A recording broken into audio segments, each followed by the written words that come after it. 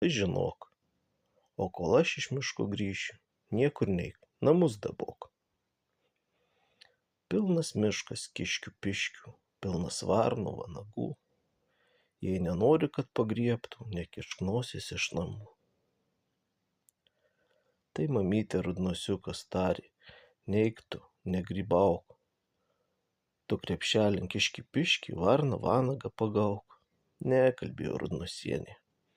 Dar sustojus tarp durį. Varnos, vanagai, te skraido, mums ir grybai bus geri.